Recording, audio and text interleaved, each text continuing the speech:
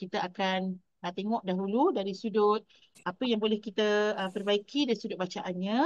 InsyaAllah kalau saya boleh kira ni kita ada 4 orang, ada 3 orang. Um, dan InsyaAllah kita baca besar, kita apa orang kata bahagi-bahagikan lah macam tu. So 4 orang ada 46 ayat. 46 ayat bagi 4 orang. InsyaAllah 46 bagi 4. Itu adalah 11 ayat lah seorang. Boleh ke? Satu, Boleh ya, insyaAllah. sekejap. Sebab sedap pula saya masa tu dengan 11. sahabat-sahabat grup C. Kita start tu mereka baca. Jadi saya rasa Masya Allah lain bila kita dapat membaca dulu sebelum kita dapat mentadabbur ayat-ayat yang kita nak tengok pada hari ini. Bismillahirrahmanirrahim. InsyaAllah. Ada 4 orang ya. Ada 4 orang. Bolehlah. Nanti saya, kalau ada lebih nanti saya baca. Kita persilakan dahulu Puan Anis kita. Boleh Puan Anis bacakan daripada ayat 1 sampai ayat 11. Okay, InsyaAllah. Dengar ya, Ustazah? Boleh, Boleh boleh. dengar? Okay, InsyaAllah. Bismillahirrahmanirrahim. وَالنَّازِعَاتِ غَرْقًا وَالنَّاشِطَاتِ نَشْطًا وَالسَّابِحَاتِ سَبْحًا فَالسَّابِقَاتِ سَبْقًا فَالْمُدَبِّرَاتِ أَمْرًا. Maaf Ustazah, sampai mana ya? Sampai 11. Sampai ayat 11. 11. Bismillahirrahmanirrahim. Yauma tarjufur rajifah tatba'uha rajifah qulubun yauma idzin wajifah absaruha khashi'ah yaquluna a inna lamarduduna fil hafirah a iza kunna 'idhaman nakhirah. Sadaqallahul azim. Masya Allah, terbaik. Kita persilakan Cikgu Katie. Cikgu Katie kalau boleh bacakan daripada ayat 12 sampai ayat 23. Ayat 12 Cikgu Katie. 23. A'udzu billahi minasyaitonir rajim. Qalu tilka idzan qarratun khasirah fa innama hiya zahratun wahidah wa idzahum bis-sahirah hal ataka haditsun Musa hal ataka haditsu Musa إذ ناداه ربه بالوادي المقدس طوى اذهب إلى فرعون إنه طغى فقل هل لك إلى أن تزكى وأهديك إلى ربك فتخشى فأراه الآية الكبرى فكذب وعصى Tu 2 harakat. Fa'arahu pakai al-kubra. sorry. Fa'arahul ayat sorry. Ada sebab dia. Dua, okay. Dia beza dia. Alif. Dia kadang-kadang Hamzah ni dia berada Alif Hamzah tapi Hasan Ustazah. Okay. sebab dia ujung kan dia sebelum sikit. Fa'arahul Sila sorry boleh. Ustazah. Tak dengar. Dia Putus-putus. Hamzah tu bukan berada di atas alif tu betul-betul. Dia berada di sebelum alif. So jadi yang tu yang perlu dipanjangkan lah. Dua Okey. Fa'arahul ayatal kubra فكذب وعصى ثم أدبر يسعى فحشر فنادى Okey, cantik sampai 23. فقال أن oh ya apa terlepas tu dua Terlepas puluh tiga lagi okey tu okey ya. Okey. sadaqallahul azim. Masya Allah, cantik. Terima kasih kepada Cikgu Katie yang telah membacakan 11 ayat juga. So, kita pindah kepada Puan Maya. Saya masukkan ya. Okey. Puan Maya boleh baca daripada ayat 24 sampailah ayat 35. Ataupun seteruslah sampai ayat 35 lah. So, kita boleh lagi satu nanti Umi. Sila. أعوذ بالله من الشيطان الرجيم فقال أنا ربكم الأعلى فأخذه الله نكال الآخرة والأولى إن في ذلك لعبرة لمن يخشى أأنتم أشد خلقا أم السماء بناها رفع سمكها فسواها فأغطش ليلها وأخرج ضحاها والأرض بعد ذلك دحاها أخرج منها ماءها ومرعاها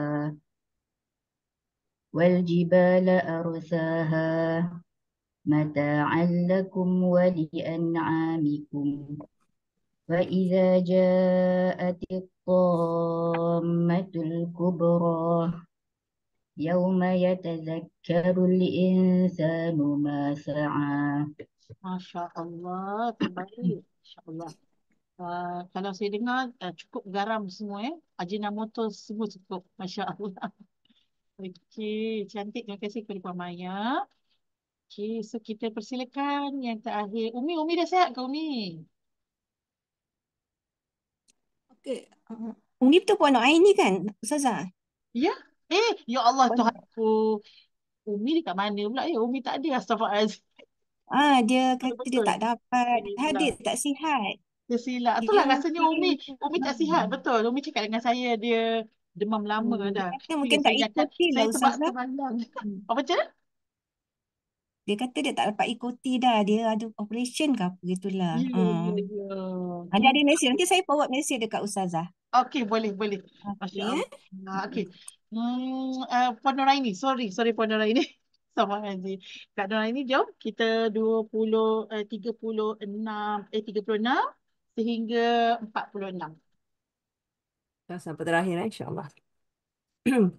أعوذ بالله من الشيطان الرجيم وبرزت الجحيم لمن يراه فأما من طغى وآثر الحياة الدنيا فإن الجحيم هي المأوى وأما من خاف مقام ربه ونهى النفس عن الهوى فإن الجنة هي المأوى يسألونك عن الساعة أيان مرساها فيما أنت من ذكراها إلى ربك منتهاها إنما أنت منذر من يخشاها كأنهم يوم يرونها لم يلبثوا إلا عشية أو ضحاها Masya Allah. صدق الله العظيم. Allahul Azim. Alhamdulillah Rabbil Alamin. Wassalatu wassalamu ala ashrafil anbiya wal mursalin wa ala alihi wa sahbihi ajma'in. Alhamdulillah. Dan kita dapat menghabiskan tilawah kita dalam surah An-Nazi'at sebanyak 46 ayat. Dan Masya Allah semua sekali bacaan yang sangat baik daripada sahabat-sahabat. Ya, tak ada apa yang saya nak betulkan kan. Semuanya baik belaka. Cuma sedikit tadi lah seperti mana yang Cikgu Katie tadi pada fa'arahul ayatal kubra. Sebenarnya memang kalau kita tengok betul-betul pada perkataan dia alif lam alif kan, alif lam alif. Ada satu lagi yang nampak dia sangat sangat berbeza berbanding dengan ayatul kubra yang ini, iaitu sama pada ayat 25 pun فأخذه الله نكال الآخرة والأولى. Senang sikit lah kita nak nampak beza tu. Nakal al-akhirati, dia punya Hamzah dia tu sebelum daripada bukan betul-betul atas lam alif, alif yang kedua tu. Tapi beza pada perkataan wal ula. Wal ula, Hamzah tu betul-betul berada di atas alif. Jadi bila kalau yang pertama kita kata Hamzah itu adalah satu huruf dan alif selepasnya adalah alif mat, iaitu alif yang mana bila bertemu dengan huruf alif, huruf mat, maka dia perlu dipanjangkan. Tetapi pada wal ula, dia punya Hamzah dia tu bukanlah Hamzah sahaja, tetapi dia adalah alif sebenarnya. Alif dan Hamzah itu adalah huruf yang sama. Tapi masih lagi kena panjang. Kan? Masih lagi kena Sebab ada panjang. wow. Wow pula huruf mat dia. Huruf mat dia kat situ wow pula. Jadi panjang juga. Nakalal akhirati wal ula. Jadi pada seni huruf Hamzah ni dia sangat banyaklah dia punya perbezaan dia. Ya, ada yang Hamzah tu memang itulah alif. Ya, Hamzah itu dan alif adalah sama. Biasa kalau Hamzah waw, Hamzah ya, kita sebut lagi Hamzah kan. Tapi kalau dalam bahasa Arab, biasanya Hamzah itu dia sekali dengan huruf alif tu. So alif, kalau dia tak ada Hamzah, maksudnya dia hanyalah huruf mat. Nampak tak? Alif, kalau tak ada Hamzah, dia hanyalah huruf mat yang mana kalau bertemu baru kita panjangkan. Contoh saya ambil lah ada satu kartun dekat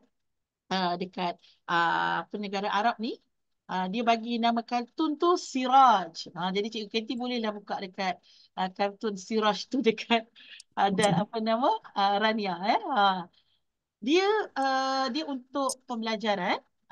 Dia akan bermula dengan huruf alif lah. Jadi masa cerita huruf alif tu, ya, dia ambil perkataan di sana ialah nama anak saya, Usamah. Jadi Usamah tu adalah singa. Jadi dia pun tulis perkataan tu kan, Usamah. Kasih. Bila tulis perkataan Usamah tu, tapi dekat alif tu tak ada Hamzah tau. Tak ada Hamzah. Jadi dia kata, Ainal alif, Ainal Hamzah. Maksudnya tak boleh bunyi perkataan tu. Nampak tak? Disebabkan tak ada Hamzah dekat atas huruf alif tu. Nama kartun tu kartun Siraj. Jadi sangat-sangat memberi satu pengetahuan kepada kita. Jadi kebanyakannya bila kita tulis alif mesti ada Hamzah di atas. Kecuali apabila kita menuliskan Hamzah wasal.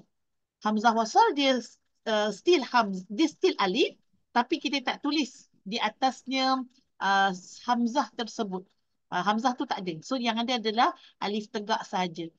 Contoh pada perkataan imra'ah. Imra'ah. So perempuan. Dalam bahasa Arab, perempuan imra'ah dia akan bermula dengan alif yang mana dia tak ada Hamzah. Itu yang kita boleh dapati tak banyak pun sebenarnya. Tetapi kebanyakan alif mesti ada Hamzah di atas. Tu macam kalau orang keluar bawa motor tak pakai topi keledar lah macam tu. Jadi gaya-gaya kat kampung kalau bawa motor boleh lah macam tu kan. Kat bandar siap duit lah. Jadi mesti kena ada kepala dia. Tapi boleh tak ada kepala? Ada. Keadaan tertentu. Ya, contohnya keadaan tadi imra'atun. Imra'ah dia bukan alif hamzah disebut sebagai hamzah qata' tapi dia adalah hamzah wasal. Baik, itu sedikitlah yang boleh kita tengok dan seni hamzah itu sendiri dalam penulisan Al-Quran. Kadang-kadang hamzah itu berada di atas alif. Kadang-kadang hamzah itu berada di atas waw. Pernah jumpa tak? Hamzah berada di atas waw. Tapi sebenarnya itu waw ke alif? Sebenarnya Hamzah juga ada baca A juga. Ataupun U. Ataupun Hamzah berada di atas ni rumah dia rumah ya.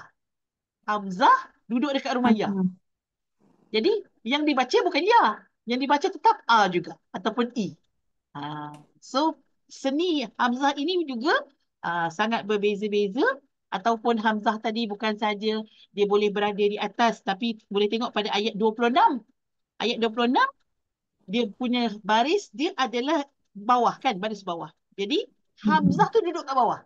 Inna fi dzalika la'ibrah. In Tapi Hamzah tu berada di bawah. So untuk menandakan bahawa ya, Hamzah ni dia adalah satu huruf yang sangat-sangat banyak dia punya bentuk dia. Kalau di dalam penulisan Jawi, Jawi memang bab Hamzah ni kira satu bab lah. Bab besar.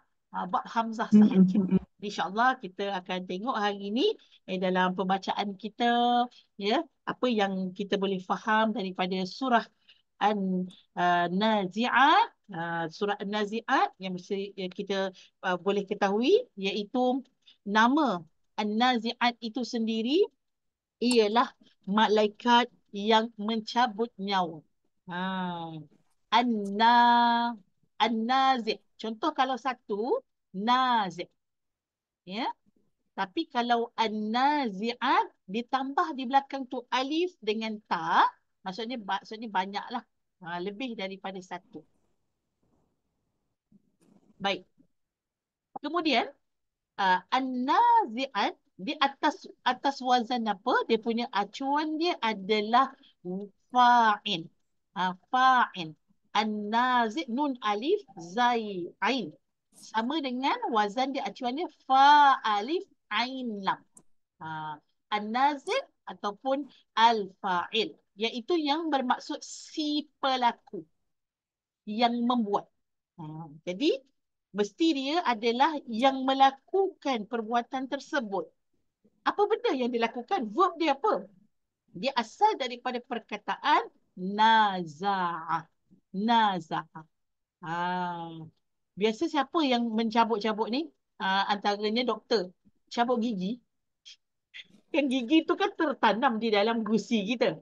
Jadi, bila kita nak cabut ataupun kita kata nak tanggalkan tadi tu, dia kadang-kadang keras sebab apa? Lah dia daripada kecil-kecil kita, masa tak ada gigi tu, yang tak ada gigi, masa tu ada gusi dah. Rupanya gigi itu tumbuh daripada gusi tadi.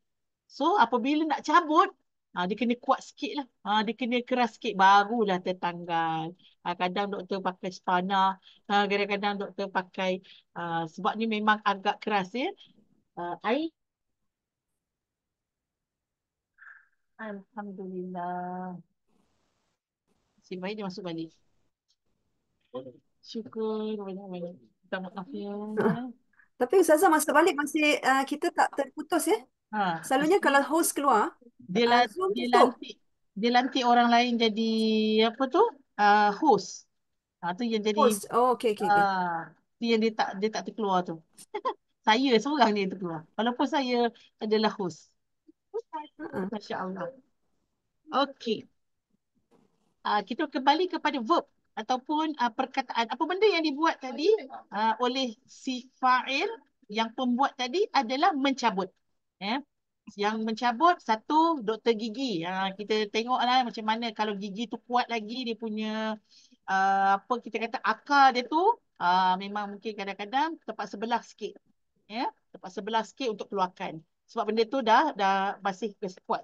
Ataupun kita boleh tengok juga petani. Petani yang mungkin tanam pekentang, petani yang menanam ubi kentang ataupun ubi kayu bagaimana mereka cabut? Rasanya kalau setakat apa orang kata macam tu rasa tak tertanggal lah ya. Tapi mesti kena sungguh-sungguh tu. Sebab apa? Dia dah melingkar. Kalau langkuas tu kadang-kadang dia berselirat dah antara satu badan dia dengan badan yang lain. Jadi Kadang kena potong dulu. Kalau macam apa lagi? Yang agak ni halia, halia ke kunyit ke, tapi mungkin sebab tak besar sangat jadi dia tak adalah kuat sangat. Tapi kalau lengkuas tadi tu dia besar. Bagaimana cara orang yang nak cabut sesuatu yang berada dalam tanah? Ya, dia mesti agak dia mesti agak dengan kekuatan. Kalau kita boleh bayangkan, dengan susah payahlah untuk mencabut begitu. Ini bayangan yang boleh kita bayangkan. Itulah keadaan diri manusia ketika dicabut nyawa oleh siapa? Malaikat. Malaikat ni dia nak mencabut nyawa manusia, bukannya suatu perkara yang mudah. Kenapa? Nyawa tadi tu daripada kita dalam perut lagi, Allah dah bagi dah roh tu. Betul tak? Bukan kat luar baru nyawa. Daripada dalam perut dah heartbeat dah. Kan? Dah ada dah kita punya buku. Allah dah tulis dah kita punya takdir keseluruhannya. Daripada kita lahir, rezeki kita macam mana, jodoh kita macam mana, nasib kita macam mana, semua dah ada. Bayangkan, sewaktu kita di alam roh, waktu kita di alam rahim ibu kita, kita sudah ditiupkan roh tersebut. Dan roh tadi sampailah ada di dalam badan kita, berapa tahun kita hidup. Dia punya sebati macam mana kita nak sebut? Macam tu lah kan. Orang kata daripada satu ke satu roh dengan urat tadi tu, dia dah sudah mesra. Dia dah sudah bersama. Kita kata apa, sudah sebati. Tak boleh, susah nak dipisahkan. Tetapi bila ajal datang, ya, bila sampai waktunya, dia akan pergi. Dia akan pergi meninggalkan badan yang telah membesar bersama dengan usia kita. Dia perlu dipisahkan. Dia perlu ditanggalkan. Dan yang menanggalkan tadi adalah malaikat. Itu yang dinamakan surah ini mengikut pada perkataan yang pertama. وَالنَّازِعَاتِ غَرْقًا. Ya, iaitu yang bermaksud demi malaikat yang mencabut nyawa dengan keras. Dapat bayangkan tak sahabat-sahabat? Dapat bayangkan tak? Ya. Macam mana nak cabut lengkuas tadi tu? Macam mana nak cabut benda-benda yang dah sebati dengan tanah? Jadi kalau tidak ada kekuatan, jawabnya tak tercabut. Tapi itulah malaikat yang Allah utuskan untuk mencabut nyawa manusia. InsyaAllah ayat pertama, ayat kedua, ayat ketiga adalah waw di situ tu ada wawul qasam. Iaitu waw sumpah. Tiga-tiga tu waw sumpah. Jadi saya minta sekejap Ustaz tolong cover sikit untuk ikutlah Ustaz nak sampai ayat mana. Okey. Sekejap ya ibu-ibu, Ustaz cover sekejap.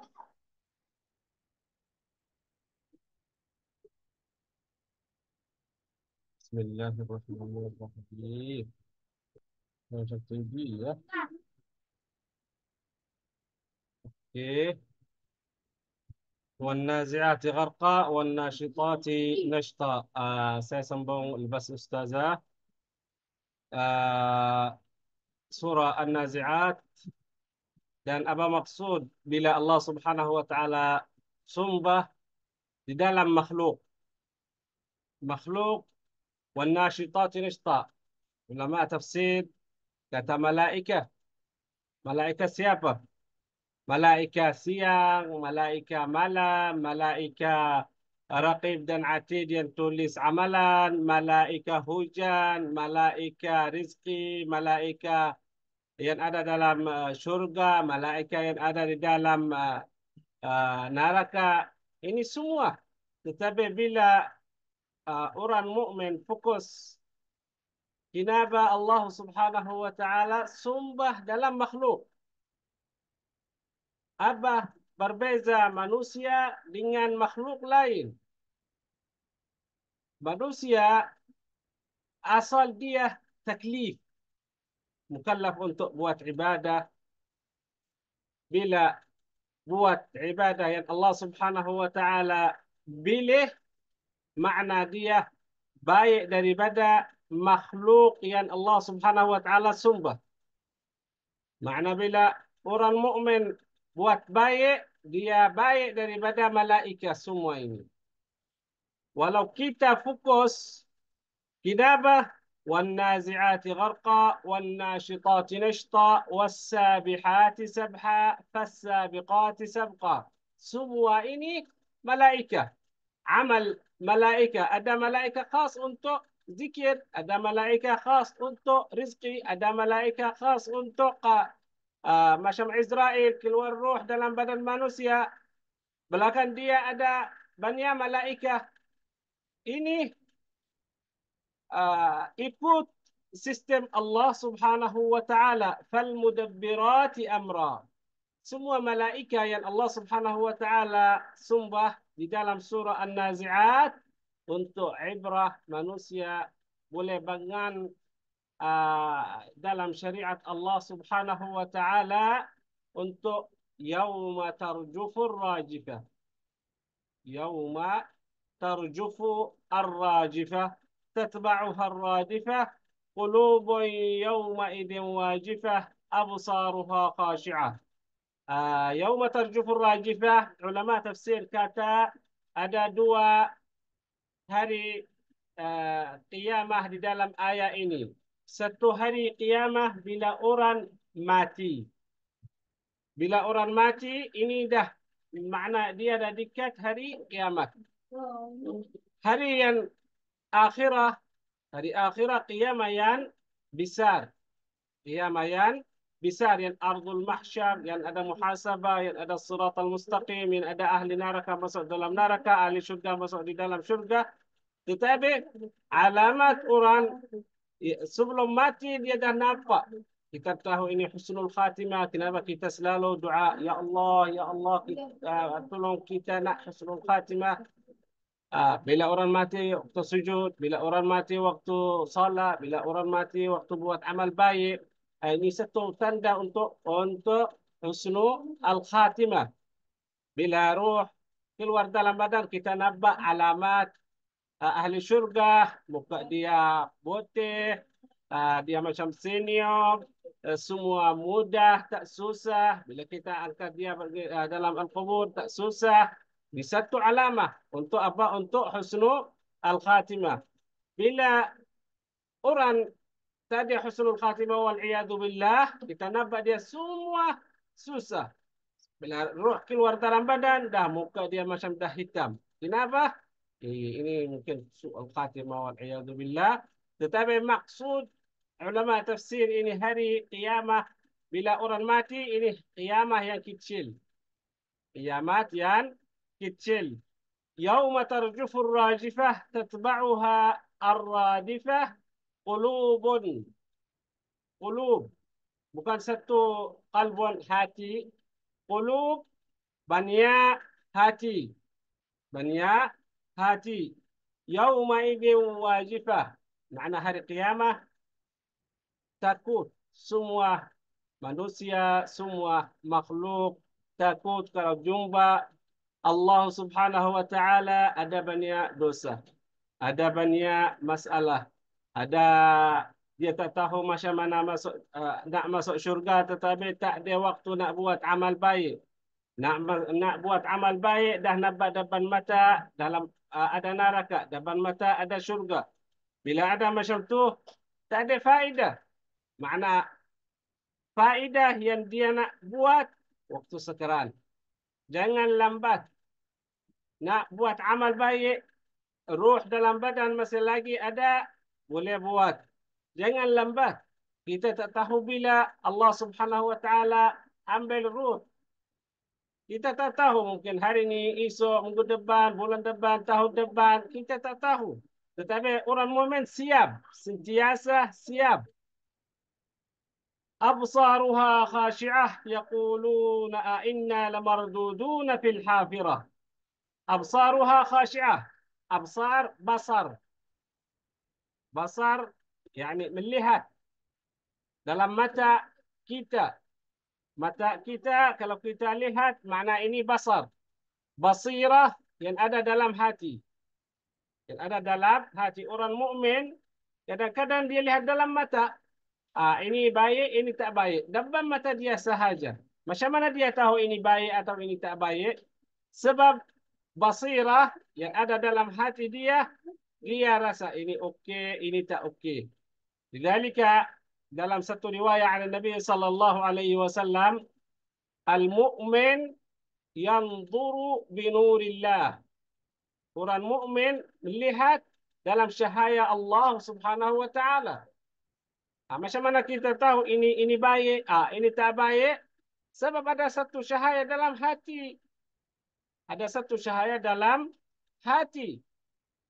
Ini Allah Subhanahu wa taala beri satu sifat khasa untuk ahlullah. Ahlu Allah Subhanahu wa taala. Orang mukmin. Lidzalika hari kiamat bila manusia atau semua makhluk dalam ardul mahsyar semua takut nak dapat syafaah, nak masuk di dalam syurga. Ahlullah Subhanahu wa taala yang buat amal baik dalam dunia tak takut. Kenapa? Allah Subhanahu wa taala dah letak dalam hati mereka tamakninah. La khaufun alaihim wala hum yahzanun. Kita baca dalam Al-Quran Al-Karim. Ala inna awliya Allahi la khawfun alaihim wala hum yahzanun. Tak takut. Sebab mereka dah mujahadah dalam dunia, sabar dalam dunia, buat amal baik dalam dunia, takut Allah Subhanahu wa taala dalam dunia, sentiasa zikir, sentiasa buat amal yang baik dalam dunia. Bila meninggal, dia tak takut. Kenapa? Dah tahu ini jumpa Allah Subhanahu wa taala. Ini satu soalan kita nak tanya diri. Takut mati tak? Tanya. Memanglah banyak orang takut tak nak mati, nak hidup. Banyak orang. Kenapa? Sebab masih lagi ada sikit iman. Tetapi orang mukmin dia doa Allah Subhanahu wa taala. Tak ada berbeza hidup atau mati, tak ada berbeza. Kalau hidup dia buat hak Allah Subhanahu wa taala, kalau meninggal dia jumpa Allah Subhanahu wa taala. Mati ini sunnat Allah Subhanahu wa taala. Kita dah nampak depan mata kita, tak ada orang hidup sentiasa. Tak ada. Tak ada makhluk dalam dunia hidup sentiasa. Semua makhluk mati. أبصارها خاشعة يقولون أئنا لمردودون في الحافرة. يقولون mereka orang kafir bila malaikah ambil ruh dia pulang nak balik sekali lagi masuk di dalam al-qubur, tak nak ardul mahsyar, tak nak masuk di dalam neraka. Makna azab Allah Subhanahu wa taala yang beri orang kafir dalam al-qubur jenis lain, dan azab Allah Subhanahu wa taala hari kiamat dalam neraka jenis lain. Contoh macam Ali Fir'aun. Kita baca adkhilu ala fir'auna ashadd al-azab. Makna sentiasa dalam al-qubur orang kafir dapat azab baru. Bila hari kiamat lagi azab yang susah sangat. Ini ahli neraka. Sampai mereka yang dah dekat ardul mahsyar tak nak masuk di dalam neraka, nak duduk dalam al-qubur sebab azab Allah Subhanahu wa taala lagi mudah sedikit. Ini ahli neraka wal iyadu billah. Yaquluna a inna lamarduduna fil hafirah. Aidha kunna 'idhaman nakhirah. Aidha ini macam tamanni. Kalau kita macam tulang yang dah rusak, yakni macam tak mahu muhasabah, tak mahu buat jumpa Allah Subhanahu wa taala. Contoh macam ya laitani kuntu turaba, tetapi dah mustahil bila orang dah buat amal, lepas amal tak taubah, lepas tu dia buat banyak dosa sampai dia mati, dan mustahil dia tak ada muhasabah. Mustahil tak ada muhasabah, tetapi ini ikut rahmat Allah Subhanahu wa taala. Allah mahu rahmat dia atau tak mahu rahmat dia, itu galak khas untuk Allah Subhanahu wa taala. Okey. Ayat berapa? Idza kunna 'idhaman nakhirah. Ayat 11. Okey, sorry kalau tak faham bahasa Bangladesh yang campur bahasa Arab, bahasa Melayu. Ustazah boleh tanya. Saya dekat dia kalau tak faham apa-apa.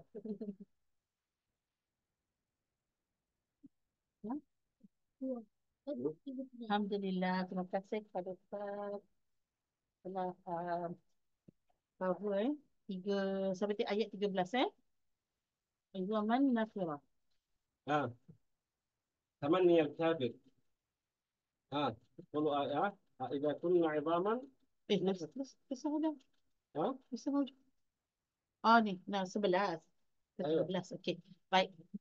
Okey. Start dia tinggi jadi dia buat لا atas. Saya tadi saya dah sebut, saya minta ulang sikit lah ya. Wawul qasam ataupun waw sumpah. Yang mana pada tiga-tiga ayat ini, ayat pertama, kedua dan ketiga. Demi malaikat yang mencabut nyawa dengan keras. Ayat kedua, wannashitati nashta, dan demi malaikat yang mencabut nyawa dengan lembah lembut. Yang ketiga, wassabihati sabah, demi malaikat yang turun dari langit dengan cepat. Baik. Boleh kita, Ustaz dah sebut tadi kan, malaikat ni dia ada banyak. Malaikat dia banyak. So, setiap malaikat ini dia ada dia punya tugasan dia. Tugasan dia. Dia punya sifat khusus dia. Tapi ada juga malaikat yang kerja dia, Allah ciptakan dia hanya untuk bertasbih kepada Allah. Ada juga. Ya. Yang malaikat yang bertasbih pada Allah ni, dia tak turun kat bumi pun. Tapi semua malaikat dia tasbih pada Allah. Sebab apa? Mereka semua taat. Tak ada yang ingkar. Tapi yang dia tak, yang malaikat mentasbih ni dia tak ada kerja lain lah. Memang kerja dia untuk mentasbih saja. Memuji-muji Allah. Yang menyuci-nyucikan Allah. Baik. Dalam ayat ini kita boleh tengok pada ayat pertama. Ni malaikat apa ni? Malaikat pencabut nyawa. Okey. Malaikat pencabut nyawa. Malaikat pencabut nyawa, dia ada dua keadaan. Ya, ada dua keadaan. Yang mana keadaan kalaulah orang tu beriman, maka dia punya cara cabut tu adalah dengan lembah lembut. Nashta. Ya. Cara malaikat itu sambut adalah dengan lemah lembut. Tetapi sekiranya yang dicabut nyawa tadi tu adalah orang kafir. So yang pertama ialah keadaan keras tadi tu kerana apa? Malaikat mencabut nyawa orang-orang yang kafir. So keadaan dia terus datang tu dalam keadaan yang pengis. Dalam keadaan yang garang. Dalam keadaan yang tegas. Dalam keadaan yang kita kata tidak ada sedikit pun rahmah. Kalau bolehlah kita tengok di antara dua tempat. Ya. Penjaga, warden. Warden di penjara. Macam mana dia punya muka dia? Sebab apa? Yang duduk dalam tu banduan-banduan belaka kan. Kalaulah dia buat muka lembut, macam guard jaga sekolah, saya rasa tak ada siapa lagi nak dengar kan. Rasanya banduan-banduan tersebut lebih garang. Jadi bila banduan-banduan tu lebih, orang kita kata berani kan, orang yang buat penjenayah ni kadang-kadang mereka ni dengan keberanian itulah mereka boleh buat jenayah. Ya. Jadi bila yang jaga mereka tu, yang jaga pun lemah lembut jawabnya, dia tak takut lah. Ya. Jadi kena warden tu lebih garang lagi. Dan kalau yang anak-anak sekolah, anak-anak sekolah kita ni, kalau kita tengok di Jepun ya, guard-guardnya Masya Allah, sebelum mereka masuk dalam tu, dia tengok tamadun, bagaimana seorang guru mengajar, guard tu dah tunjuk dah dia punya, kita kata, attitude di sekolah. Subhanallah. Ya, maksudnya kita boleh nampak daripada pandangan sekolah itu, adakah sekolah itu bagus ataupun tidak, kita boleh nampak daripada bagaimana guard yang sambut dia. Kenapa? Itu adalah tempat yang membina tamadun manusia. Bermula daripada Iqra' bismi rabbikal ladzi falaq. Daripada tempat pembelajaran. Jadi di sana mesti orang itu dulu bertamadun. Maka kita boleh tengok di sini, bila yang nak dicabut nyawa tadi itu adalah orang kafir. Dan orang kafir ini, dia orang ni, kalau boleh dia tak nak mati. Walaupun ajal dah sampai, malaikat maut dah sampai dah. Dia cuba mengelak untuk mati. Sehingga, kalaulah malaikat ini tidak cabut dengan keras nyawa mereka, ya, mereka akan menghalang. Kan? Malaikat nak cabut, dia pukul. Pernah tengok tak? Bagaimana orang-orang yang kita kata berperang dengan malaikat kan? Dia buat macam ni, dia buat macam ni, dia pusing sampai terpusing-pusing ke belakang. Sebab apa? Dia kalau boleh nak halau malaikat tadi, jangan.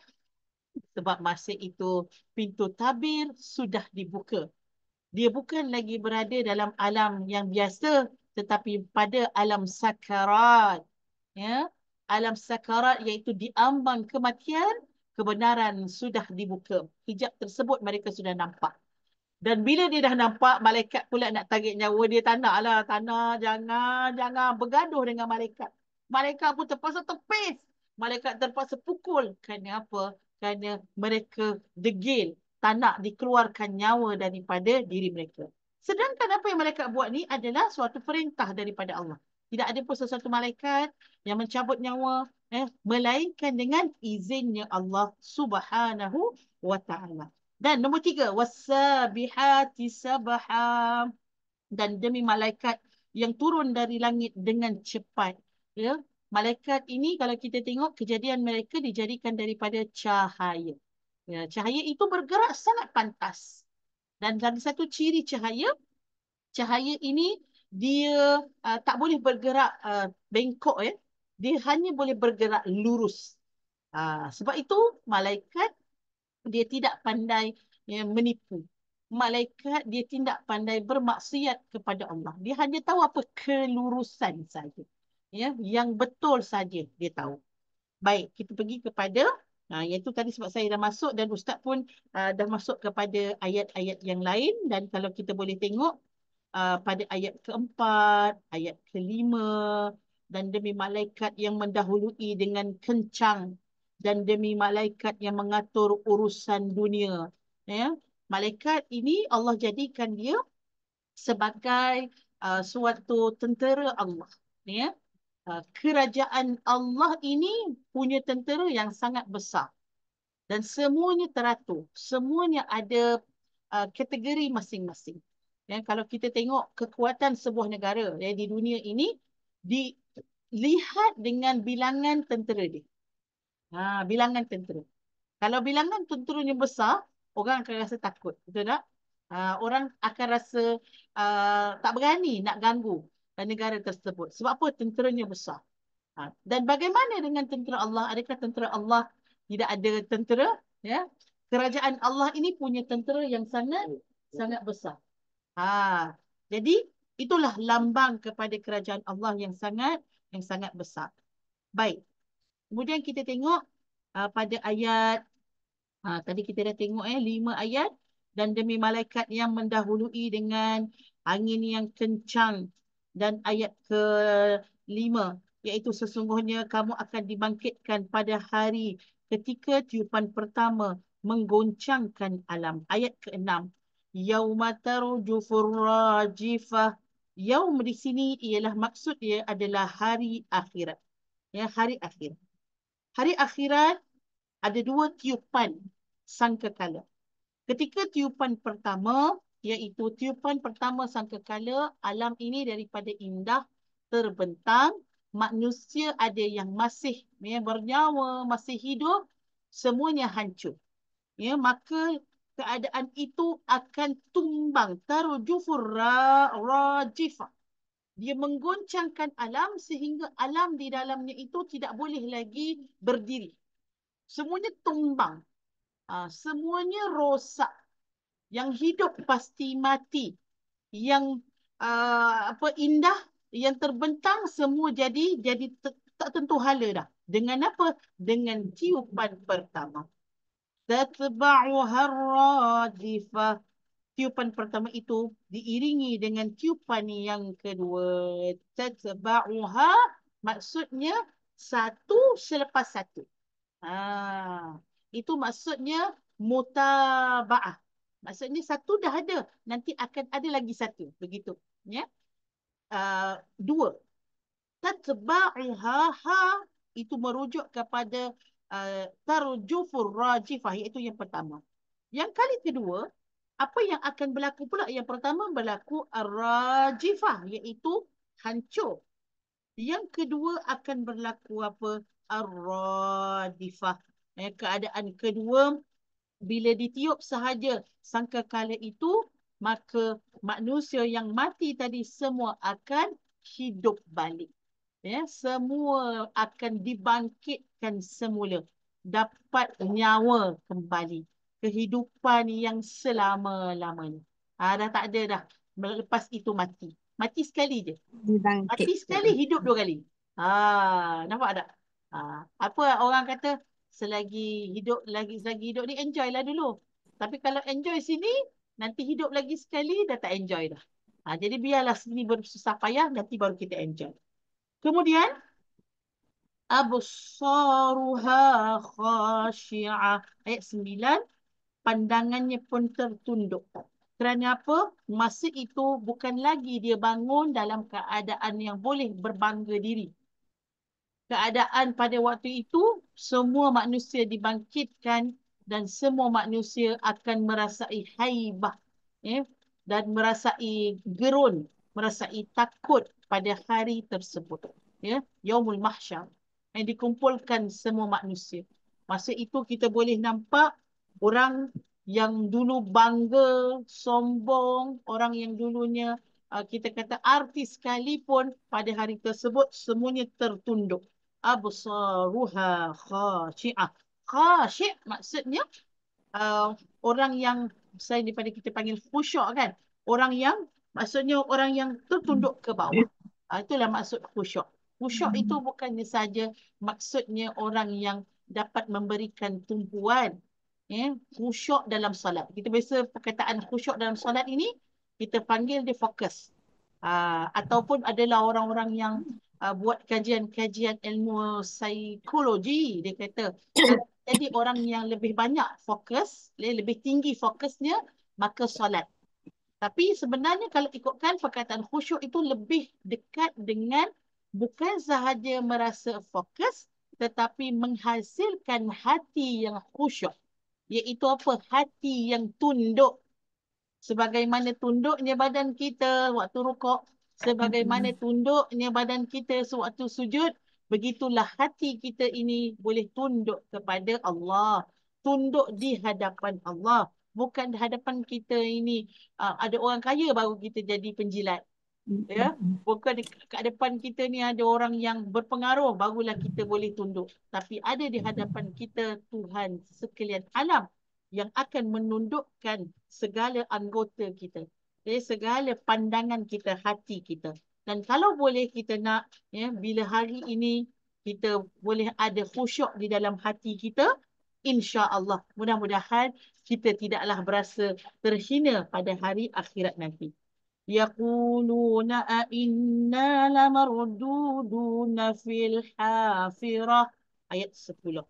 Orang kafir berkata, apakah kita benar-benar akan dikembalikan kepada kehidupan kita semula seperti keadaan kita di dunia dahulu? Baik. Dalam ayat ini, orang kafir bila dia mendengar tentang kebangkitan selepas mati, mereka akan merasa pelik. Mereka akan rasa apa ni kan? Tak logik lah. Sama keraguan yang mereka ada yang diceritakan oleh Allah dalam surah An-Naba. Dan mereka yakin ataupun mereka rasa tak mungkin, mustahil untuk kita dibangkitkan semula. Akhirnya mereka kita tengok soalan-soalan daripada mereka. Yaqulun, iaitu dialog daripada mereka. Macam mana kita nak pulang semula daripada kita dah masuk dalam kubur? Fil hafirah. Dah masuk kubur. Macam mana kita nak keluar balik? Begitulah maksudnya. Bila dengar ayat-ayat berkaitan hari kebangkitan, mereka memang rasa tak percaya. Mereka rasa Aidza kunna 'idhaman nakhirah, ayat 11. Apakah akan dibangkitkan juga apabila kita telah menjadi tulang belulang yang hancur? Kan? Maksudnya, satu, kita dekat dalam kubur. Yang kedua, nak dibangkitkan apa? Tulang belulang kita dulunya memang bercantum. Tapi sekarang tulang belulang kita dah patah-patah dah. Dia bersifat-sifat dah. Ada yang lagi tulang pun tak ada. Sebab apa? Satu kurun masa yang panjang. Tulang kita pun dah jadi debu. Tulang kita pun dah jadi tanah. Jadi mereka bertanya kan, bukankah kat situ kan, idza kunna, itu adalah apakah? Kita ni kan dah jadi idham, dah jadi tulang, yang mana keadaan tulang tersebut iaitu tulang yang sudah hancur, nakhir. Qalu tilka idza karratun khasirah, ayat 12. Mereka pun berkata, kalau demikian itu adalah suatu pengembalian yang merugikan. Baik. Dia pun cuba juga untuk buat teka-teki lah. Ya. Dia buat analisis. Bahasa besar sikit lah. Bahasa proper sikit. Ya. Dia katalah kalau betul kita dibangkitkan, habislah kita jadi orang yang tersangat rugi. Idza karrah. Karrah maksudnya, karratan ni macam sesuatu yang berulang, repeatable. Kalaulah kita jadi balik, tadi kan kita jadi manusia, lepas tu kita mati. Jadi manusia balik? Begitu. Kalaulah kita jadi semula, ulang balik proses tersebut, nescaya kita ni orang yang habislah, kita rugilah kita. Khasirah, iaitu rugi. Ayat 13, fa innama hiya zajratun wahidah. Ayat 13. Allah Subhanahu wa taala memberitahu kepada mereka dengan syakwasangka yang ada pada diri mereka. Apa dia? Sesungguhnya, fa innama, sesungguhnya. Kamu rasa dia adalah suatu yang susah, ataupun dia pelik, ataupun perlu masa yang sangat panjang untuk dicantum balik, ya, dia punya daging-daging, tulang-tulang tadi. Tak, Allah kata apa? Hiya zajratun wahidah. Iaitu keadaannya, pengembalian tersebut hanyalah dengan sekali tiupan sahaja. Kita bahasa mudah ni kita kata, apa orang kata, sekali petik datang dah. Macam tu lah bahasa kita. Maksudnya sekali malaikat tiupan sangkakala yang kedua, dengan begitu cepat, semua sekali akan ada balik. Dan semua akan bangkit semula. Maksudnya is easy. So easy untuk Allah menghidupkan sesuatu yang telah mati. Sesuatu yang telah mati untuk dihidupkan oleh Allah, dia tak complicated macam kita lah. Kita ni kan complicated. Makhluk wanita ni makhluk complicated kan. Susah betul orang lelaki nak faham kita kan. Maksudnya apa? Yang ni macam dah faham, tapi sebenarnya kadang-kadang tak faham. Macam tu lah kan. Jadi adakah manusia ini bila dah mati, dah bersepah, bukannya jumlah yang sedikit, seluruh manusia daripada awal kejadian muka bumi sampailah hari kiamat. Susah tak? Tak. Allah kata dengan sekali tiup sahaja, semua akan bangkit semula. Ayat 14. فَإِذَا هُمْ بِالسَّاهِرَةِ. Ayat 14, maka seketika itu mereka hidup kembali di bumi yang baharu. Masya Allah. Dan bukan lagi bumi, planet bumi ni yang kita huni. Ya. Dan apa? Tadi bumi dah habis dah. Walaupun tadi dia mati tadi di bumi, tapi masa tu bumi dah hancur. Kalau kita tengok belon ya. Belon tu dia bulat ataupun bujur macam tu. Bila dah pecah, berkecai dah. Betul tak? Orang kata sepah-sepah, ada yang belah sana, ada belah sini. Bumi nanti macam tu lah. Dia dah tak ada dah. Jadi dibangkitkan ni pergi mana ni? Dia adalah suatu tempat yang rata. Bisahirah, dia hanya flat sahaja. Dia satu dataran sahaja. Di situlah manusia akan dibangkitkan. Di situlah manusia itu akan dikumpulkan. Di situlah manusia nanti akan dihisap amalan perbuatannya. Baik. Jadi kalau orang tu dah cukup untuk tadi dia rasa syakwa sangka, dia mendengar jawapan ini daripada Nabi yang mana Allah Subhanahu Wa Taala berfirman sebegitu rupa bukan susah dan mereka akan dibangkitkan dengan sekali tiupan sahaja dan mereka akan dikumpulkan di suatu dataran ataupun kita panggil sebagai padang, ya, padang. Baik. Maka Allah Subhanahu Wa Taala memberikan suatu peringatan, tetapi peringatan ini dalam bentuk cerita. Okay, kita nak masuk tentang cerita. Okay, so tadi ayat 1 sampailah ayat 3, tapi sebahagian ulama tafsir kata yang fa tu, contohnya fasabiqat, falmudabbirat juga demi, juga sumpah. Boleh jadi 3 ayat pertama adalah sumpah ataupun 5 ayat tu adalah sumpah. Baik, sumpah tadi dengan apa? Dengan kerja malaikat itulah, ya, dengan kelima-lima ini semua fasabiqat pun malaikat juga, falmudabbirat, ya, Allah bersumpah dengan malaikat kerana malaikat ini adalah suatu perkara yang kita kata dekat dengan Allah. Mereka ini mulia, ya, mereka ini taat, kerana kemuliaan malaikat itu Allah bersumpah dengannya. Sebenarnya kalau ikutkan boleh tanya? okey, boleh sila. Sila Kak Naraini. Dalam konteks tadi saya kata demi, maknanya fa tu dia ada makna juga demi. Kadang-kadang saya tengok fa tu sebagai marker. Ya, betul. Ya? Dia merujuk kepada dia apa kita kata konteks ayat tersebut juga. Dan begitulah dengan waw, begitulah dengan fa, begitu juga dengan apa lagi? Waw, fa, الذي موجود كثير جنس مثل واو القسم والعطف والعاقبة يعني البداية لكن سببية betul. Dia dua huruf ni, huruf wa, huruf fa, kadang-kadang maksud dia tu dia ada memang namanya sama, fa saja, waw saja, tapi kategori dia. Kategori dia kadang-kadang boleh jadi macam waw kan, ada waw qasam, ada waw kita sebut sebagai wawul ataf, waw yang dan, maksud dia adalah dan lah. Ada juga waw itu kadang-kadang membawa ke maksud fa, maksud maka juga. Kadang-kadang fa dia ada maksud fa sababiyah, Ustaz sebut. Fa sababiyah maksudnya selepas fa itu dia bagi tahu apa dia punya sebab. Apa dia punya faktor. Tapi kalau macam di sini, kalau mengikut kepada ulama, sebab saya tadi merujuk kepada buku Sufatul Tafasir. Sufatul Tafasir dia kata Al-Qasam hanya pada 3. Al-Qasam hanya pada ayat pertama, kedua dan ketiga.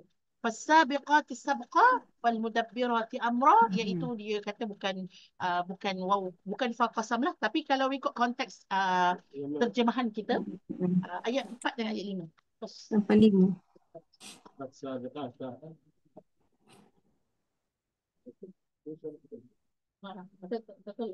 qasam bidayah. كله هذا جنس ملائكة. الله سبحانه وتعالى ثم ملائكة. Sumpah lah maksud qasam. Kalau ikut konteks ayat, contoh dalam bahasa Arab, fawallahi wa billahi wa tallahi. Kalau ikut dia punya maksud besar dia, maka disebut sebagai wallahi. Kalau fallahi, fawallahi pada fa itu. Jadi maksudnya ada benda yang apa kita kata. Okey. Alhamdulillah dapat masuk balik.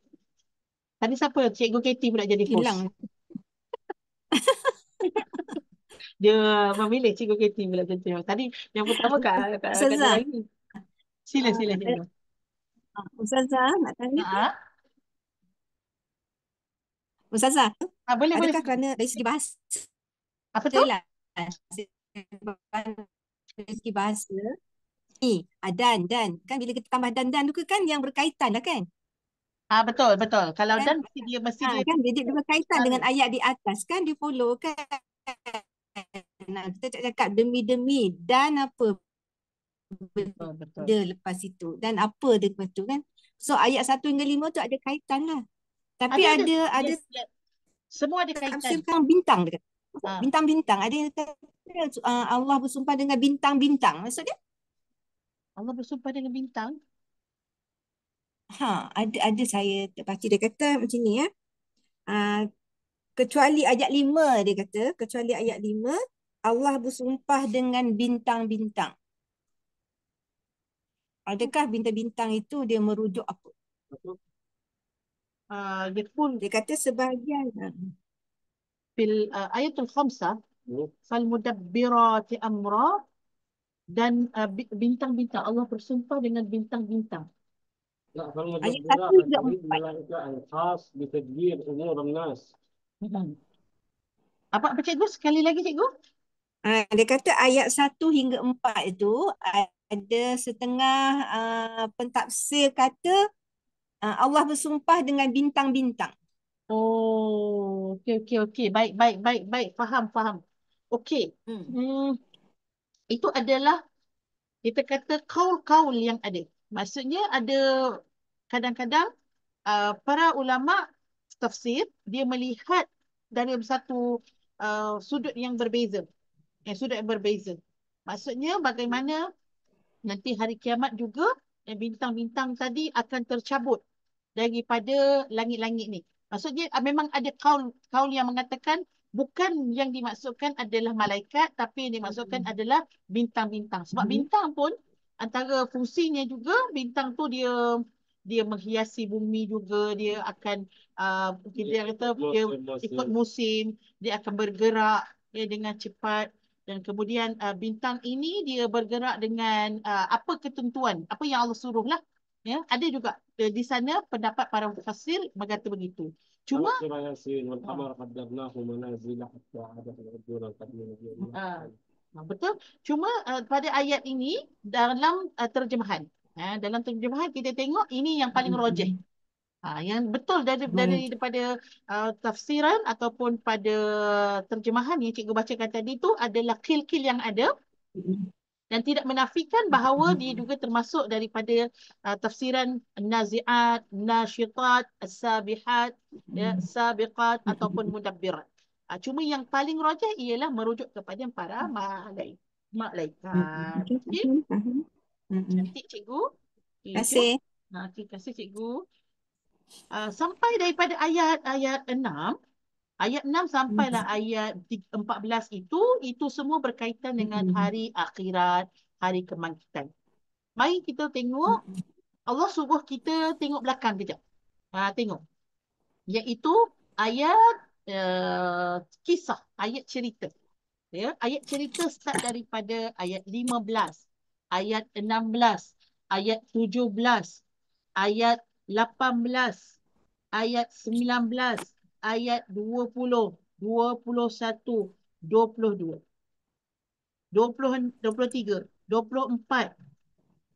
Ini semua adalah ayat-ayat berkaitan dengan kisah Nabi Musa. So kisah apa di sini? Nabi Musa menghadapi Fir'aun.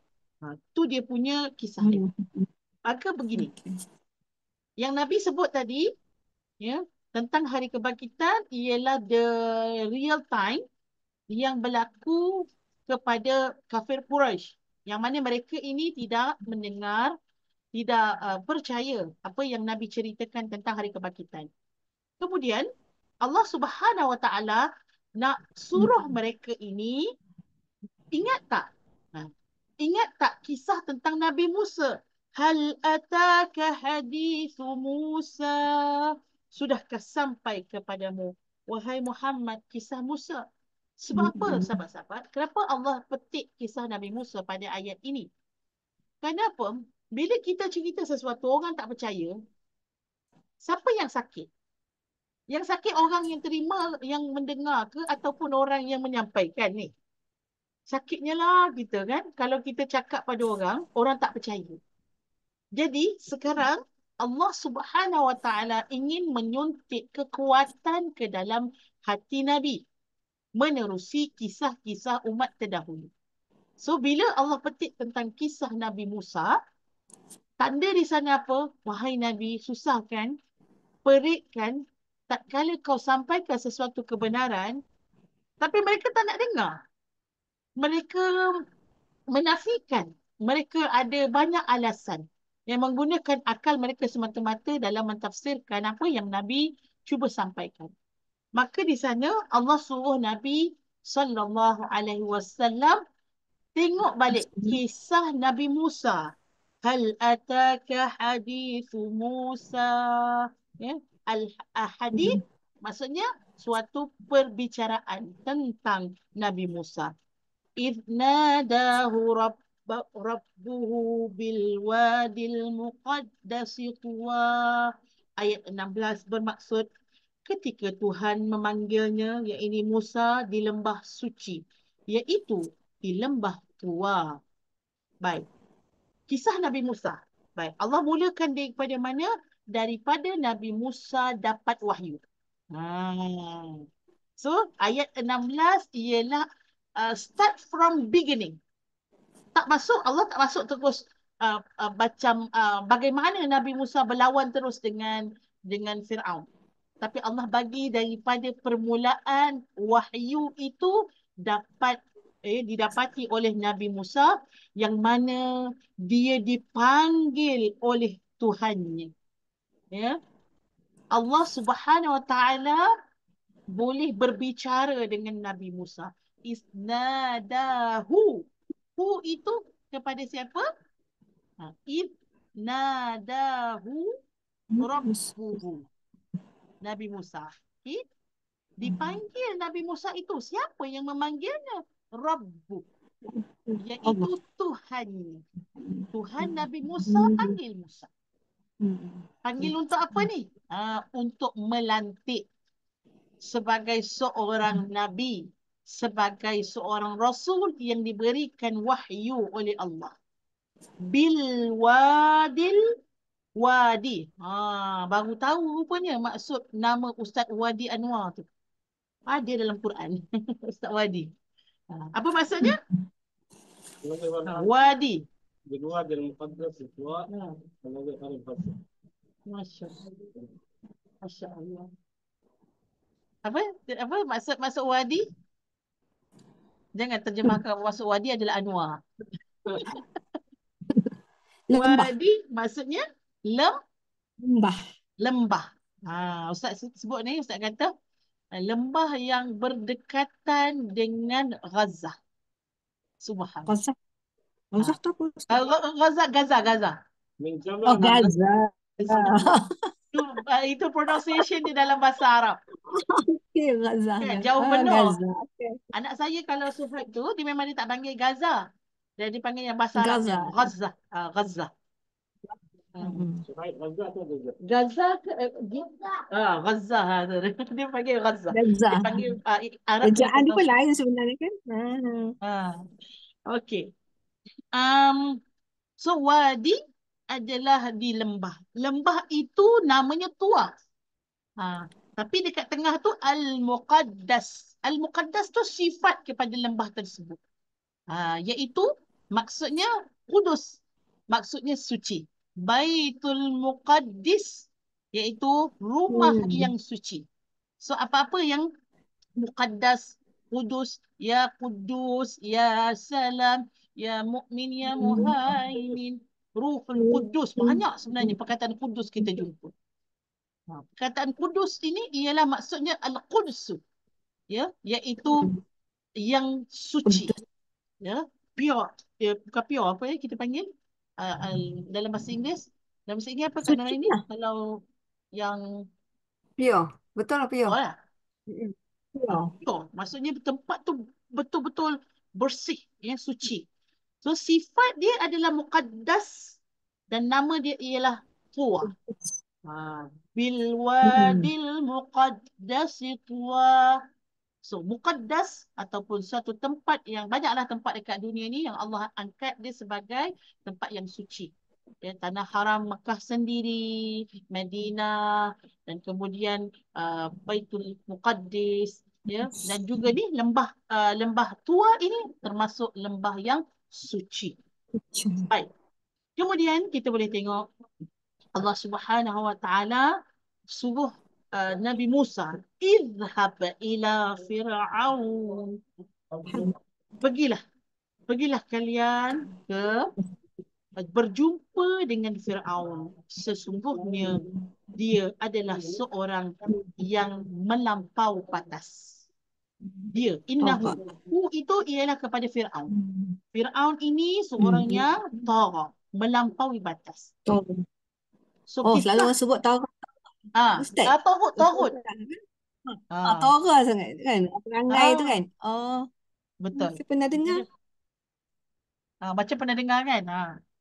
So daripada perkataan macam ataupun Orang kita selalu sebut sebut orang sebut Taurat perangai. saya ni sebenarnya tak berapa nak dengar sangat, tak jelas sangat lah suara cikgu dia, mungkin sebab internet saya kot, tak berapa jelas. Tapi sahabat-sahabat cikgu boleh dengar suara saya kan, saya je terpecah. Putus-putus. Terpecah. Okey, ayat seterusnya. Maksudnya begini ya. Maksudnya start daripada ayat 15, Allah suruh Nabi SAW jenguk sikit, ya, nak dapatkan kekuatan dalam berdakwah tu. Boleh kita tengok bagaimana orang dahulu, orang sebelum kita menghadapi sunnatullah di dalam berdakwah. Bukan senang. Macam mana Nabi susah nak hadapi orang-orang kafir Quraisy yang kita kata ada dia punya perangai dia. Ya, Nabi Musa juga sudah menghadapi perkara yang sama. Dan yang lebih berat lagi iaitu kedegilan tersebut ada kepada seorang ketua, seorang pemimpin, yang mana ketinggian ataupun kedudukan Firaun pada waktu itu dan tidak ada, kita kata semua orang boleh apa kita kata boleh hormat, boleh tunduk dengan kuasa Firaun. Tapi dalam masa yang sama Nabi Musa kena berhadap, idhab ila Fir'auna innahu tagha. Sesungguhnya dia adalah seorang yang melampaui batas. Faqul hallaka ila an tazakka, ayat 18. Maka katakanlah kepada Fir'aun, adakah kamu ingin membersihkan dirimu daripada kesesatan? Baik. Ini dialog. Ini ayat. Ayat kalau kita boleh panggil ya, ayat pujukan yang sangat-sangat lembut lah. Orang tu dah lah jahat kan. Kita pergi sana, biasa kalau ikut geram kita ni kan, kau ni tak habis-habis lagi ke dengan perangai jahat macam tu lah kan. Geram punya pasal. Tapi Allah suruh Nabi Musa pergi dengan satu mukaddimah yang sangat sangat cantik. Faqul hallaka ila al tazakka. Satu kalimah pujukan yang sangat-sangat kita kata apa, lembut dan halus. Pernah tak kita jumpa orang jahat, kita bagi ayat ini? Contoh, kalau kita sebut kan, kau bila nak bertaubat? Rasa-rasa orang yang buat jahat tu, rasa-rasa teringin nak bertaubat. Alah, macam lah kau baik sangat. Kan? Marah. Taubat. Perkataan taubat, walaupun orang yang bermaksiat, dia pun marah, betul tak? Kalau kita sebut kafir, contoh orang tu dah kafir dah.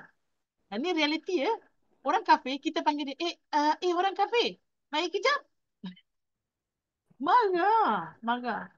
Sebab diri manusia ni dia tak suka tahu orang kata dia jahat. Okey? Kita kata dia pendosa, kita kata dia kafir, dia tak suka. Walaupun hakikatnya dia memang tengah buat dosa. Dia memang dah kafir kan, dia tak suka. Jadi, tengok perkataan apa? Perkataan apa yang digunakan? Antazakka. Adakah wahai tuan hamba, katakanlah, adakah kamu ingin membersihkan dirimu? Perkataan apa? Bersih. Perkataan bersih. Awak rasa awak dah ready belum nak bersihkan diri? Nampak tak? Allah Akbar. Santunnya bahasa dakwah itu. Santun. Bahasa dakwah ini, dakwah ini adalah seni. Seni yang perlu ada pada setiap pendakwah. Dan kita belajar seni tersebut daripada kebijaksanaan para nabi-nabi dan rasul-rasul. Perkataannya sangat-sangat halus sehingga kalau digunakan perkataan ini dan menyebabkan orang pendosa tadi tu tak terasa pun macam tercabar atau rasa macam kau ingat aku ni jahat sangat macam tu dia tak terasa. Kenapa? Perkataan tadi dan kamu rasa kamu dah sampai masanya nak mensucikan diri. Wa ahdiyaka ila rabbika fatakhsha. Apa maksudnya pada ayat ke-19? Dan mahukah aku tunjukkan kepadamu jalan mengenal Tuhanmu agar engkau takut kepadanya. Baik. Ini manhaj dakwah. Manhaj dakwah. Satu, kalau kita boleh tengok pada ayat 18, dia menggunakan bukan teknik menghukum, tetapi adalah teknik memujuk. Pujukan. Muncul. Yang kedua, kita tengok pada ayat 19, dakwah dia datang dengan sangat jelas. Apa yang jelasnya pada ayat 19 ni? Sahabat-sahabat Nabi Musa alaihissalam menerangkan terus apa tujuan dakwah dia. Tujuan daripada dakwah dia nak ajak Firaun tadi jelas, iaitu apa? Aku nak membimbing kamu untuk sampai ke ila. Sampai ke mana? So dakwah kita semua mesti sampai kepada Tuhan. Ila rabbika. Kalau ada orang buat dakwah tapi dakwahnya tak sampai kepada Tuhan, dakwahnya sampai kepada pelbagai lah. Kadang-kadang dakwah itu orang nampak macam kepada program ataupun banyaknya program orang nampak itu adalah dakwah. Ataupun bila ramai orang datang, ramai pengikut, baru orang nampak itu adalah dakwah. Ataupun kita panggil dakwah ni bila kita nampak dia banyak buku, banyak kitab. Dan mungkin kita kata, okey, yang ni betul dakwah ni. Sebab apa? Yang ni kitab dia tebal kan? Banding dengan yang lain tu semua kitab nipis. Baik. Itu wasilah. Ramai ke, program ke, ataupun kita sebut tadi melalui ilmiah ataupun melalui nasihat. Itu semua adalah wasilah saja. Itu adalah jalan. Tapi tujuan dakwah tadi sangat jelas. Tujuan dakwah adalah kepada Tuhan. Membawa manusia kepada Tuhan. So kalau kita pergi mana-mana lapangan dakwah sekalipun, sama ada dakwah di masjid ke, sama ada berdakwah dalam program ke, kalau akhirnya sampai kepada penceramah itu sahaja, dia berhenti pada penceramah, sebenarnya dakwah itu belum sampai lagi. Belum sampai kepada belum sampai kepada tujuan dia. Dia baru pitch stop ataupun dia baru sampai kepada penceramah itu. Sebab tu para nabi walaupun mereka ini orang yang sudah cukup dah package sebagai pendakwah. Handsome, betul tak? Allah bagi mukjizat. Allah bagi kepandaian. Allah bagi package lah semua sekali elok. Tapi nabi itu sendiri dia menjelaskan kau jangan ikut aku semata-mata. Tapi aku ini adalah orang yang akan membawa kamu kepada Allah. Akan membawa kepada matlamat hujung. Jadi kalau akhirnya daripada program dakwah tak boleh ingat Allah, tak boleh menambah ketakwaan kepada Allah, tak boleh kita menambah dekat dengan Allah, so dia belum sampai kepada matlamat. Perlu digilap lagi. Sama ada yang digilap tadi adalah niat daripada anak murid. Niat daripada sasaran dakwah. Ataupun yang digilap adalah daripada guru itu sendiri. Ataupun yang digilap adalah cara. Cara itu mungkin tak sesuai. Kena tukar sikit je. Supaya akhirnya orang sampai kepada apa? Matlamat. Baik. Ciri-ciri orang yang sudah sampai kepada matlamat, iaitu sudah sampai kepada Allah, ini perkataannya. Fa. Fa di sana maksudnya maka. Lepas kamu sampai kepada Allah, kamu akan ada kesan ini. Kesannya apa? Fatakhsha. Kamu akan ada rasa takut. Kamu akan sampai kepada perasaan takut kepada Allah. Ya, maksudnya kamu sudah sampai ke jalan. Sampai ke matlamat daripada dakwah. Allahu Akbar. Ya, panjangnya, ya, syarahnya. Perkataan yang Allah gunakan hanyalah pendek saja. Ya, faqul halaka ila al-tazakka wa ahdiyaka ila rabbika fatakhsha. Cukup lengkap dah untuk kita boleh scan diri kita. Selama ni saya sudah berada di jalan dakwah ataupun belum. Tapi kalau dah sampai kepada apa kesan itu ada dalam diri kita. Maksudnya dakwah yang kita ikut tadi sudah sampai kepada matlamatnya. Baik. Fa'arahul ayatal kubra. Ayat 20. Lalu Musa memperlihatkan kepadanya mukjizat yang besar. Baik. Apa mukjizat di sini? Ayah. Ayah itu adalah tanda. Dan tanda di sini lebih khusus lagi mukjizat kepada Nabi Musa alaihi salam. Mukjizat yang besar. Apa di sana mukjizat Nabi Musa ni banyak kan ibu-ibu, sahabat-sahabat banyak. Kalau yang paling besar apa? Yang ular tu? Ular tu lah. Nabi Musa dia Tongkat. boleh apa tongkat tadi tu boleh Tongkat menjadi ular. ketuk dan keluar air mata, air berbelas, laut terbelah. Nabi Musa juga boleh bercakap dengan Allah. Hidupkan, Itu mukjizat juga. hidupkan yang mati burung tu Betul. yang cantum. Macam tak apa dengar. Dia orang cakap tak apa dengar. Sebab tak ada orang tak ada. Kan? Ya Allah, nanti kita kena betulkan. Kita kena apa orang kata lengkapkan barang-barang. Minta maaf sangat. Dia macam pecah macam tu. Saya tak boleh dia dengar tapi tak jelas. Dia putus-putus je. Putus-putus ya Ustazah. Putus, dia bukan putus, Putus-putus dia ke? pecah. Putus pun ya juga. Lepas tu dia pecah. Suara tu dia pecah. Tak apa, insya-Allah nanti kita cuba betul perbaiki supaya apa interaksi dapat lagi sedap. Baik, dekat sini adalah tongkat yang dicampak yang bertukar menjadi ular. Itu yang paling besar sekali. Sebab masa itu bila nak berlaku peristiwa tersebut, Nabi Musa tak nak terus. Nabi Musa tak nak terus. Fir'aun yang tak nak terus. Kalau Nabi Musa nak tunjuk lah tu, Nabi Musa boleh campakkan nama tongkat tadi dah bertukar menjadi ular. Tapi Fir'aun yang minta. Fir'aun kata, boleh tak? Yang ni kita nak buat ini, kita tangguh dulu. Kita nak orang semua tengok. Fir'aun punya anggapan, dia nak lagi ramailah orang yang akan jadi pengikut dia. Sebab apa? Aku ni bukan main-main. Aku punya penyihir-penyihir semua tahap international. Kan? Penyihir-penyihir negara.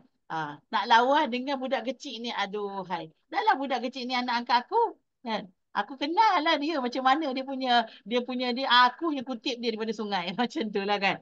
So jadi ke optimis. Dia menganggap yang dia akan menang dan dia kata nanti dulu kita kumpul satu masa tu baru aku bawa orang aku, kau datang. Nabi Musa memang peluang lah kan. Sebab apa? Bila semua memerhatikan, maka di sana bukan sahaja yang didakwah adalah Fir'aun, tapi yang didakwah adalah pengikut Fir'aun. Rupa-rupanya termasuklah penyihir-penyihir tadi. Orang yang paling faham tentang sihir tidak akan berlaku mudharat kecuali kalau itu bukan sihir. Ini lebih daripada sihir. Maka apa yang berlaku? Tibalah hari yang dijanjikan, manusia pun ramai berkumpul, semua ahli sihir itu pun ada dan kemudian dicampakkanlah. Tapi dimulakan dengan siapa? You all mula dulu. Yang ramai-ramai ni campak dulu. So barulah nampak dia punya dramatik tadi. Dah nampak ular keluar, barulah Nabi Musa mencapakkan ular dan kemudian mencapakkan tongkat dan jadilah ular yang besar. Bila dah nampak depan mata ayatul kubra, tanda kekuasaan Allah yang sangat besar. Tapi masih juga Fir'aun fakadzdzaba wa 'asa, ayat 21. Lalu tetapi dia Fir'aun tetap juga mendustakan dan berpaling. Dan kemudian summa adbara yas'a, ayat 22, kemudian dia berpaling seraya berusaha menentang Nabi Musa. Ada orang kadang-kadang dia tak setuju. Nah, lantak awak lah, awak dengan pegangan awak, saya dengan pegangan saya. Ada orang macam tu. Tapi Fir'aun dia lebih lagi. Dah dia kadzaba, dia tak beriman, dia bermaksiat, asa. Dan kemudian si pembawa tadi itu pula, itu yang dia nak berusaha untuk memadamkan apa yang telah memadamkan apa yang telah Nabi Musa bawa, iaitu satu ajaran yang lain daripada apa yang dia cuba bagi tahu kepada manusia sekaliannya. Fahasyara fanada, ayat 23, kemudian dia mengumpulkan pembesar-pembesar lalu berseru memanggil kaumnya. Dia panggil kaum dia. Dia nak orang besar-besar ni turun bersama. Faqala, dan dia berkata ana rabbukumul a'la, ayat 24, dan maka seraya berkata akulah Tuhanmu yang paling tinggi. Inilah cerita berkaitan dengan Nabi Musa alaihi salam daripada ayat 15 sampailah ayat 24, yang di sini membawa kepada pengajaran yang sangat banyak. Pengajaran yang pertama yang kita sebut tadi, Nabi Muhammad sallallahu alaihi wasallam mendapat kekuatan daripada kisah ini. Bukan saja orang biasa, tapi Nabi Musa menghadapi raja yang bongkak dan sombong. Jadi bagaimana Nabi kita bila menghadapi kafir Quraisy yang tak percaya ni, Nabi rasa tak apalah. Kan? Aku kena aku kena kuat untuk menghadapi golongan yang tak percaya pada hari kebangkitan.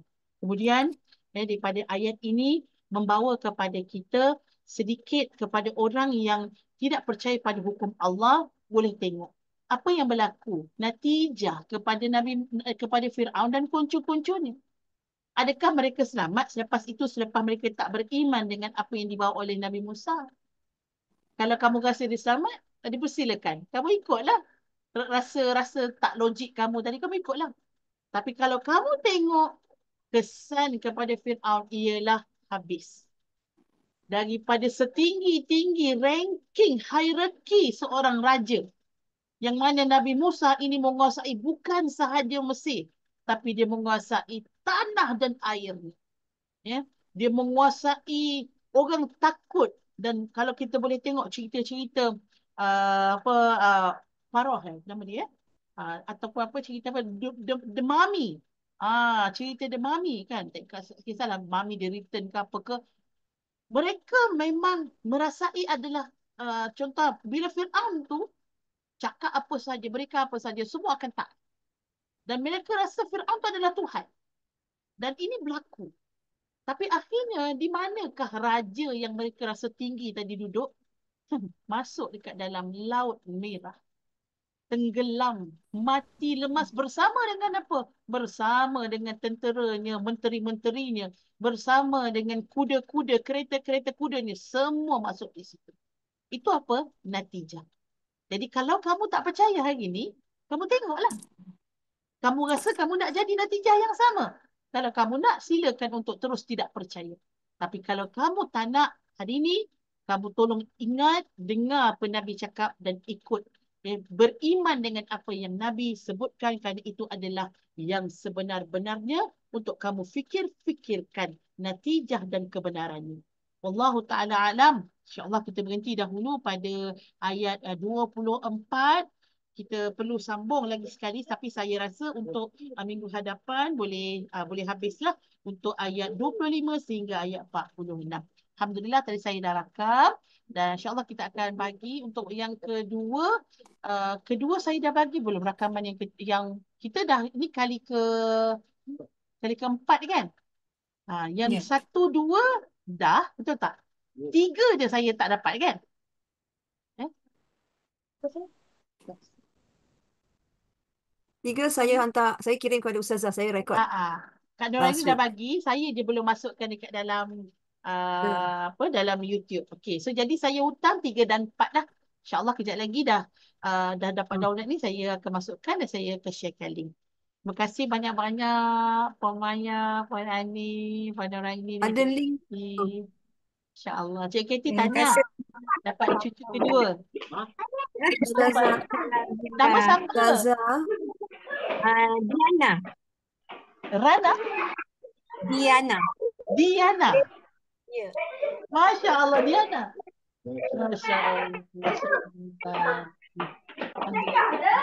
Ustazah nanti share link kan? Betul? Ustazah akan share link YouTube ya? Saya akan share link juga untuk Okey, yang kedua ni. insyaAllah. Sebab yang kali ni saya boleh pakai komputer tadi, jadi saya dapat rakam. Alhamdulillah. Syukur banyak. Okey, insyaAllah. Terima kasih Ustazah. Boleh. Terima Terima kasih. Terima kasih Assalamualaikum. Ustazah. Terima kasih Puan. sama-sama. InsyaAllah.